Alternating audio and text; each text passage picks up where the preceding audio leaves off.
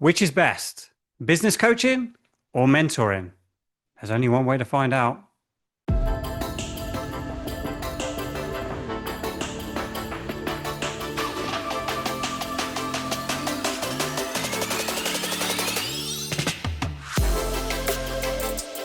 Hello, my name's Joe Morrison. I'm the founder of Craft and Scale, the home of the Founders Reboot, and I'm a business coach, and I've also been a mentor.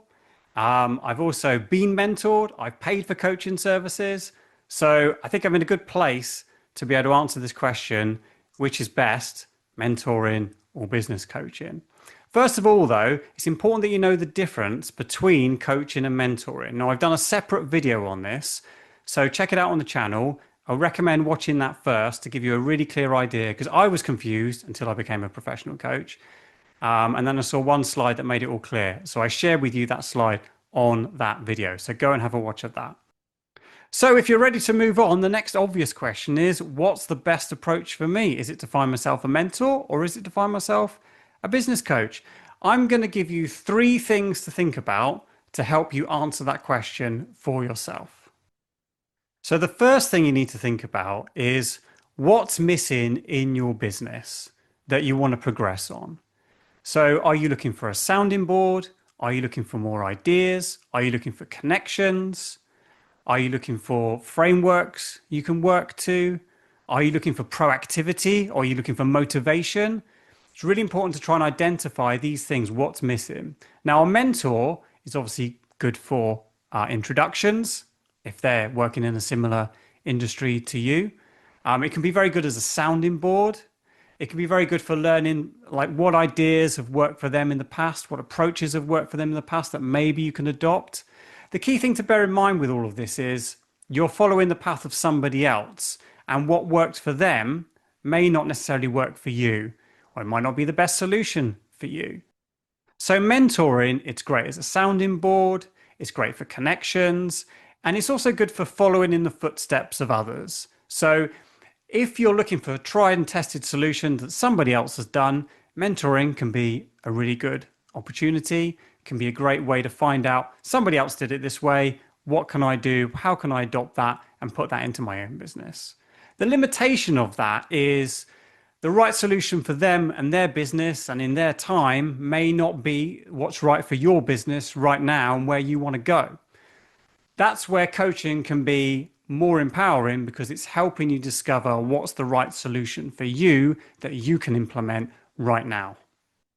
Coaching is also really good for issues around proactivity, motivation, finding out what is it you actually really want to achieve and what's stopping you going out there and doing it. You know, a well-trained coach will help you dig into these issues and find solutions and find a pathway forward and work with you to find ways to motivate yourself and keep you on track.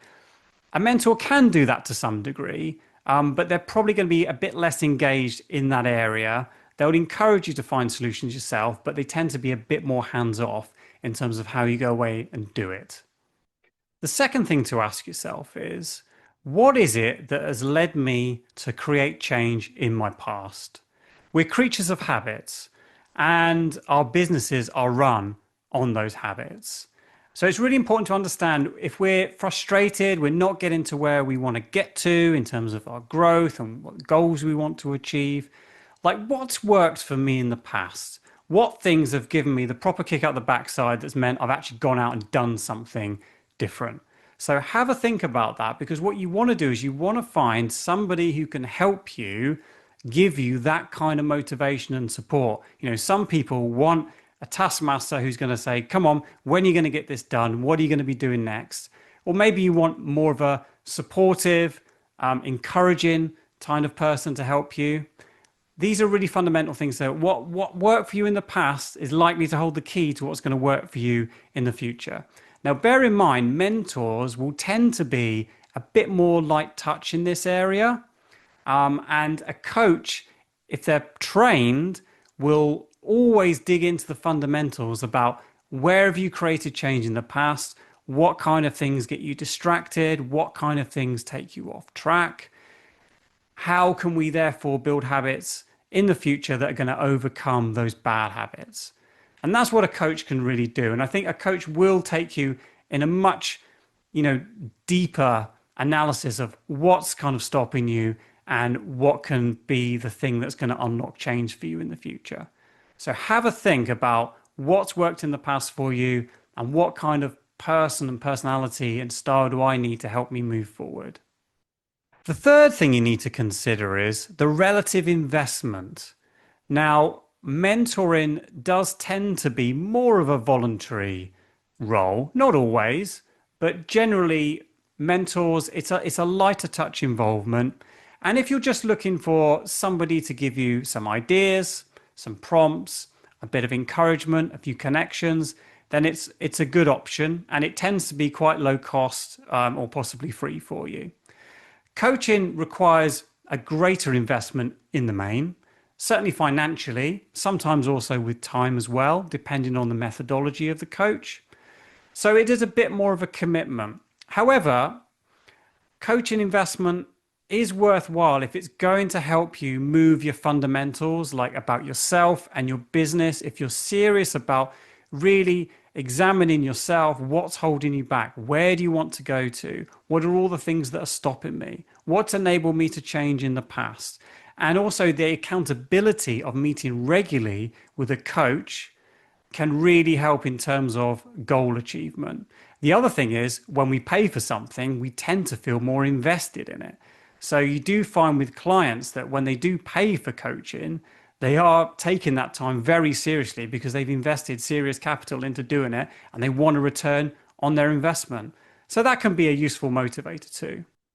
However, if you're going to pay for a coach, it's really important that you find the right coach for you, the one who's got the right methodology, the right approach that will support you. It's worth talking to a few and finding out who's got good rapport with you. And as I said in the previous point, who's got that style that you know works for you, that when you've created change in the past, they're the person who's going to help you get to the future and where you want to get to. I hope that's made things a little bit clearer for you. I hope it's shared with you where mentoring is strong, where coaching is strong, and it's helped you unpick where you can find the right support for yourself and your business. Do let me know in the comments below what you still want to know, because I do look at them and I'll try to answer the questions as best I can. I know that coaching can be a bit of a mystery if you've never experienced it before. So I'm keen to kind of demystify all these things and give you straight answers. Thanks very much for watching. Do subscribe to the channel if you want to see more videos like this, and I'll see you on the next one.